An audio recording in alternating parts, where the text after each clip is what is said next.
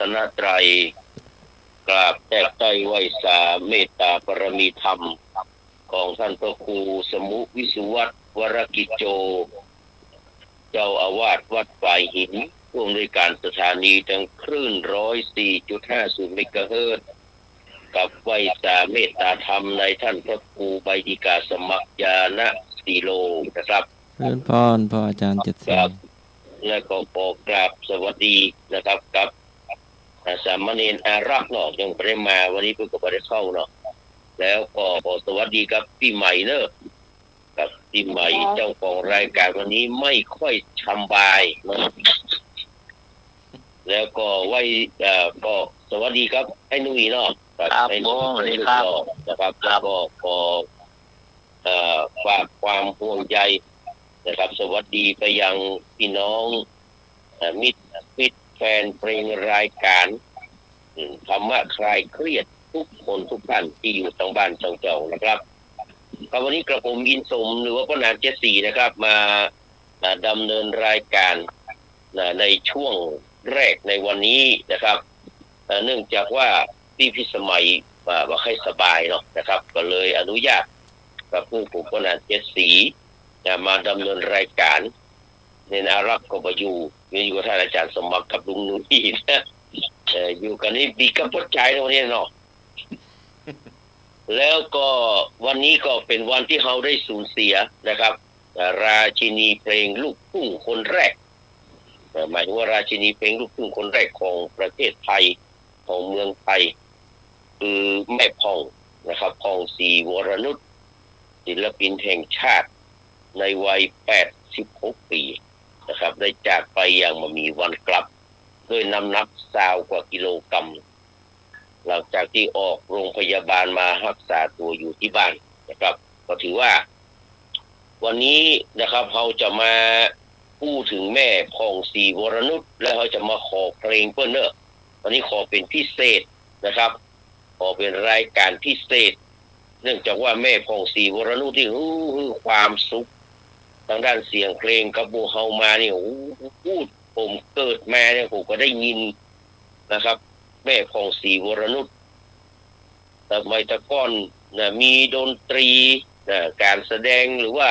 งานฤดูหนาวนะครับที่วัดที่โรงเรียนกานี่ก็เพิ่นจะอุ้มเข้าไปนะแล้วก็เอาเจกล้องสิ่งที่ผมจะดูมี2 อย่าง1มวย 2นะครับดูดนตรีนะครับดูดนตรีสมัยนั้นแม่ผ่องศรีกำลังดังกับหลายเพลงต่อหลายเพลงตอนนั้นก็ดังนะครับก็เพิ่นได้รับใจหมู่เฮามานี่เหมือนนักแก่นะครับวันนี้ก็เพิ่นได้ลาลับจากโลกนี้ไปแล้วก็มันเหมือนกับความผูกพันเนาะอย่างศิลปินอย่างสมัยพุ่มพวงดวงจันทร์นะครับเพิ่นถึงแก่กรรมไปเนี่ยนะครับเมื่อปี3536เนี่ยนะครับหมู่เฮาก็อะไรหาหลายคนหลายท่านที่จากไปหมู่เฮาก็อะไรหานะครับวันนี้ก็ถือว่าแม่ผ่องศรี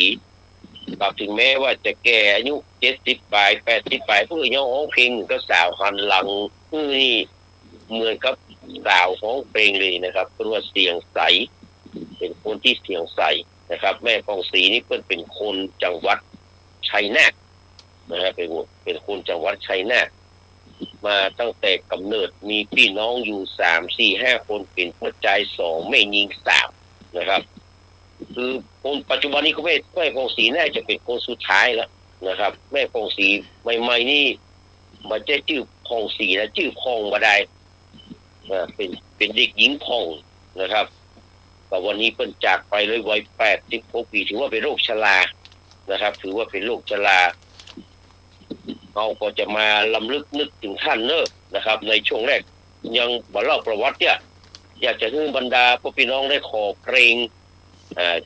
เฉพาะของแม่ผ่องศรีมาเนอะไปเกิดตันรุ่นไหนนะพี่กรพี่พร2 พรให้นุยให้เอกเนาะจะให้นุยให้คงเนาะได้แถมหลายท่านนะตู้เจ้าก็ขอได้เนอะมีปัญหานะครับก็ไปกึดเติงหาเพลงของแม่ผ่องศรีนะเพลงใดก็ขอมาดีท่านอาจารย์ สมัครหรือว่าอาจารย์พระครูสมุวิศวัตรเพิ่นจะเปิดให้ขอขึ้นเป็นต้นฉบับเนี่ยถ้าเป็นต้นฉบับแม่คลองนี่มันจะมีหลายยุคเหมือนกับพี่เป้าสายันสัญญาความจริงแล้วว่าความผูกพันของระหว่างพี่เป้าสายันสัญญาเนี่ยนะครับกับแม่คลองนี่มีมาเมินนะครับในสมัยครั้งที่แม่คลองศรีวรนุชเนี่ยเพิ่นไปเล่นวงดนตรีที่จังหวัดสุพรรณบุรีนะครับสายันสัญญาตอนนั้นอายุ12 ปีเนี่ยลงป .4 มาเนี่ยครับกำลังเนี่ยให้ไถนาอยู่ได้ยินเสียงเพิ่นประกาศว่าวันนี้มีดนตรีของศรีวรนุชจะมาเล่นเนอะนะครับสายันสัญญาได้ฟังไถนามาเลยเกือกกากนะครับเพื่อที่จะไปขอขึ้นไปร้องเพลงนะครับพอดีเพิ่นสมัครไว้ก่อนหน้านั้นเรียบร้อยแล้วสายันสัญญาเลยเรื่องของประกวดสักกรรมนะครับก็เลยขอขึ้นไปโชว์ขึ้นไปโชว์เพลงของครูสุรพลนี่แหละนะครับไปโชว์เพลงโคตรต้องมีคนปรบมือคนว่าโอ้เสียงดีแล้วนักร้องประกวดสมัครวันนี้ก่อนไม่พองเอามันไปอยู่ตัวเหี้ยสายันสัญญาก็เลยได้ไปอยู่กับแม่พองวงดนตรีไปอยู่ประมาณสัก2-3 4 เดือนแต่ไม่ได้ร้องเพลงไปเป็นคอนวอยนะครับไปเป็นนักเต้นไปเป็นอย่างไรว่าแดนเซอร์หาเครื่องทำไมก็ร้องหาเครื่องเนาะแล้วก็ไทยนี่ที่ว่าเต้นเก่งๆนะครับในยุคสมัยนั้นนะเขาว่าบอกว่าแม่ยิงว่าพอใจเนี่ยสู้สายันสัญญาพี่เป้าไปได้สักคนนอกจากเสียงดีแล้วก็เต้นดีก็เป็นคนหนึ่งที่แม่ฟองศรีมัก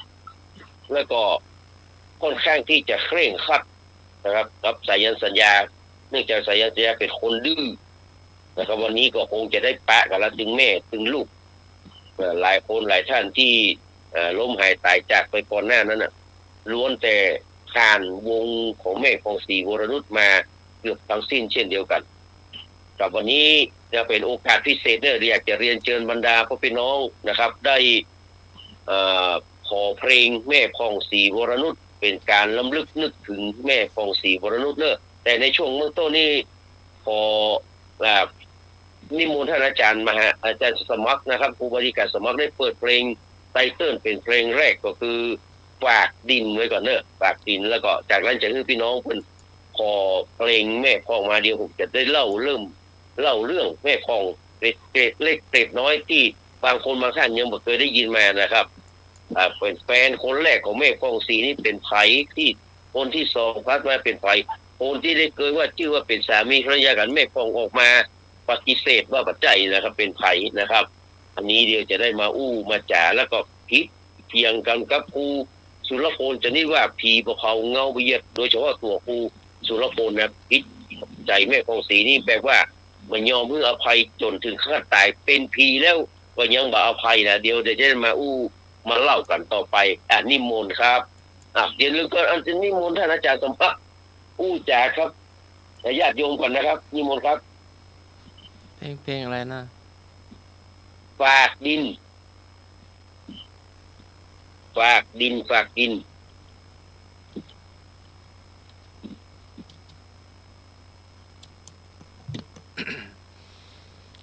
10 นิ้วขอนอบน้อมก้มกราบแด่องค์สมเด็จพระสัมมาสัมพุทธเจ้าพระพุทธพระธรรมพระสงฆ์ตลอดถึงพระอรหันต์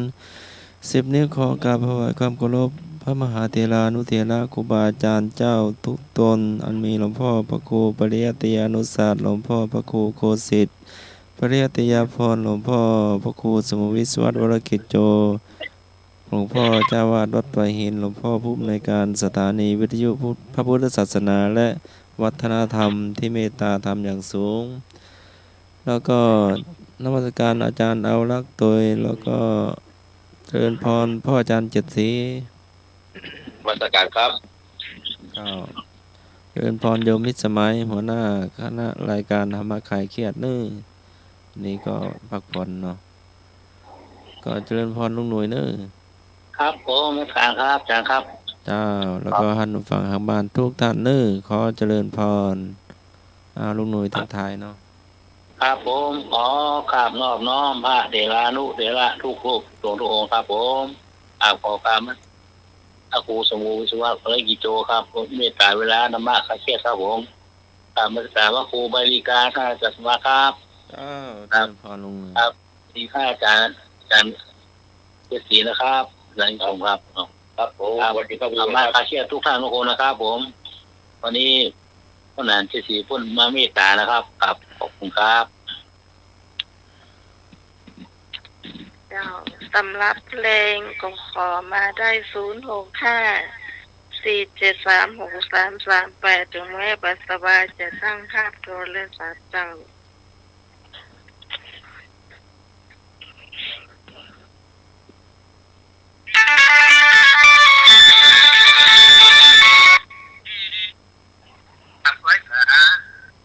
ผู้สมุเวียสวัสดิ์บริโจครับผม โอ้ย ผู้บริการอาจารย์สมานแค่กี่โลครับผม เจริญพร วันนี้พี่หนานเจสีครับผม ครับผมสวัสดีครับสวัสดีครับ สวัสดีลุงหนุ่ยลูกหล่อครับผมครับผมสวัสดีครับเอกครับสวัสดีน้องพี่สมัยสวัสดีโจรอนวัดนนทังครับผมนะ เจ้า สมาชิกเนี่ยครับผม เจ้า วันนี้ขอฟังเพลงแม่ของสีวรนุชชื่อเพลงว่าจีบสาวดึกมากเนอะครับจีบสาวดึกมากครับผมครับจีบสาวถึงบ้านหนอง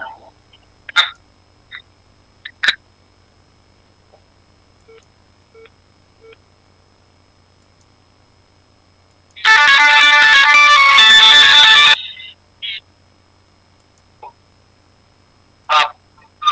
ครับนมัสการพระคุณเจ้าทุกองค์ครับผม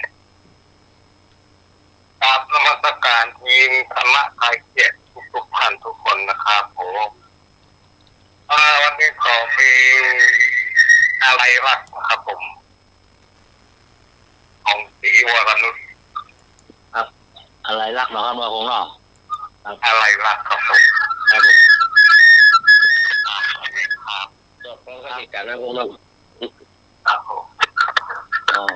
ไปไม่ไม้ล่วงนะไปเป็นไรเป็นไร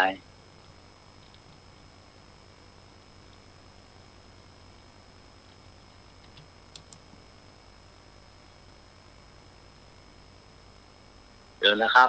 เดี๋ยว สวัสดีเจ้า แม่หลวงปลาบง เจ้า เอาเบาไปที่โยนั่ง สวัสดีท่านอาจารย์สวัสดีอาจารย์สมาสวัสดีพี่หนานเจสีตัวนะเจ้า สวัสดีครับไม่หลวงครับ เจ้าไอ้หนุ่ยตัวนะเจ้า ครับผมดีครับ นมัสการท่านสมัครตัวนะเจ้า เจริญพร วันนี้จะขอเพลงฝนหนาวสาวครวนแม่ผ่องศรีเจ้า ครับ เจ้า ครับผมครับผม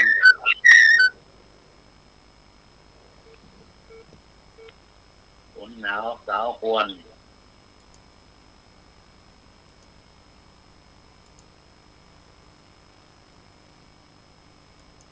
ปลาบงมาละปลาซางมาละพะเยาก็มาละ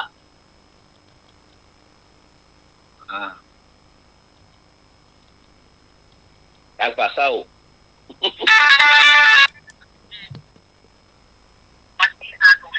ฮัลโหล โอ้มาละเวลาวัน เชียร์ทุกคนนะเจ้าสมัครกับพี่พี่นาเจ็บสีโดย สวัสดีครับพี่พรครับ สวัสดียาให้หนุ่ยด้วยวันนี้พี่พรจะขอเพลงอันจะขอเพลงวันนี้ปกติคุณต้องจ่าย5,060 บาทแต่วันนี้ถ้าคุณแข่งขันเดี๋ยว100ได้คุณจ่ายแค่900ครับจะขอเพลงอันรักแท้แม่ทองอ่ะวงอันตอนเทพตอนทองหงอ่ะ วันนี้อันเพลงแม่ผ่องศรีอย่าง วัน เดี นี้ ยว พิเศษหน่อยครับของแม่วรนุชของศรีวรนุชครับผม เอาของแม่ทองอ่ะ ไม่เปิด เทพตอนทองห ของแม่ทองอ่ะถ้าตอนนี้เอาอะไรอาบอนก็ได้ที่มันห้องแบบห้องแก่ที่มันห้องแบบห้องแก่กับสุรพลน่ะ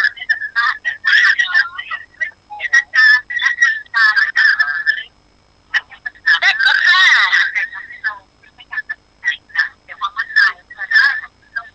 เพลงน้ำตาลแม่ทองนี่มาเป็นเพลงใหม่นะของเติมเทศเติมทองน้องอ่ะ เพลงเก่าๆหน่อยเหรอครับเพลงเก่าๆหน่อยแล้วพิเศษว่าอะไรพุ่นครับ พี่พรเอา พี่วอนเบาอยู่หน่อยครับ มันสื่อสารทุกงานกัน ทีวีพี่พรก็ มันได้ยินครับมันได้ยินทีเอาเพลงใหม่เพลง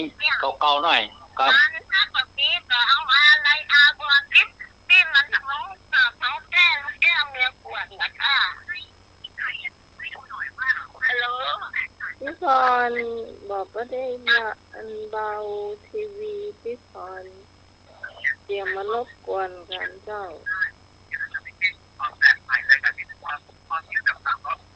แล้วเดี๋ยวไปหาเพลงใหม่ได้เศร้า เจ้าน้องไหม เจ้าว่าจะเบา เอาเพลงอะไรอาบอนก็ได้ค่ะ ดูว่าเป็นของฟ้องสีก็ได้เศร้า เจ้าเพลงอะไรอาบอนที่มันท้องแก่กับสุรพลอันลูกแก้วเมียปวดน่ะไอ้นางเจสีตั้งหู เดี๋ยวครับถ้ามันมีเดี๋ยวเปิดเนอร์พี่พรเนอร์ แล้วถ้ามีเปิดให้ได้เศร้า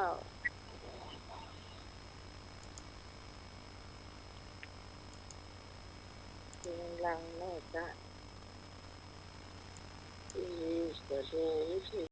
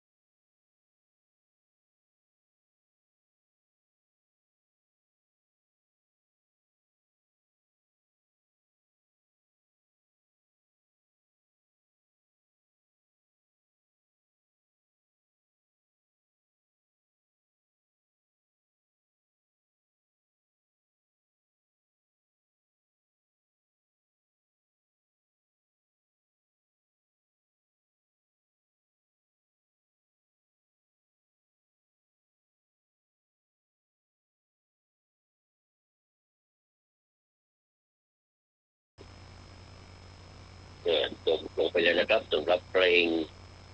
ฝากดินเนาะนะครับก็ตัวจะพูดจะฝากดินแต่คนเฮาเกิดมาจากดินก็กลับไปสู่ดินต่อเอาฟังเพลงที่สองต่อไปเลยนะครับ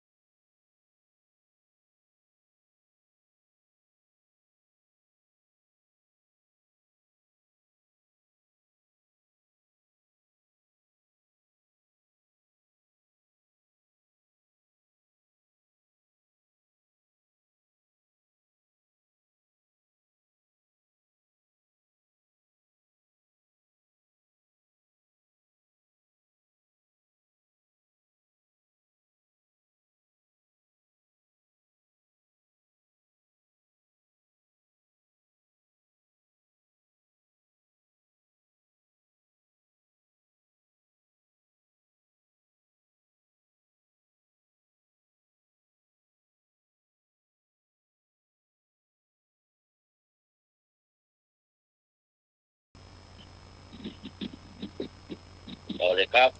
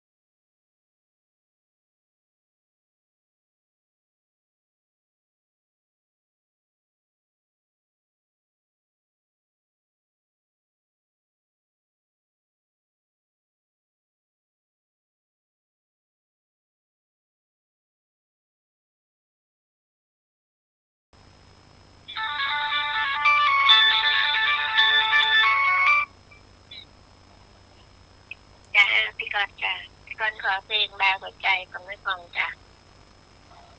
ฮะ ปลาหัวใจ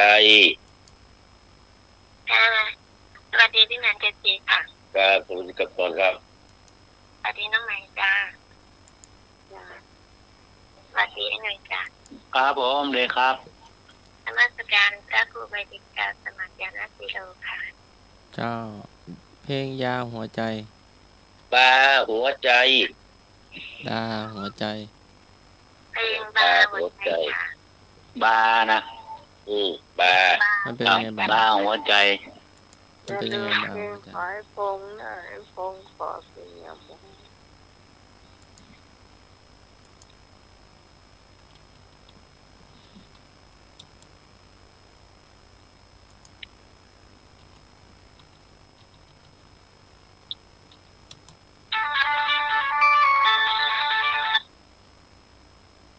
ครับผมไอ้คงเอาเพลงอะไรรักหน่อยครับครับเพลงลูกแก้วเมฆขวัญนะครับ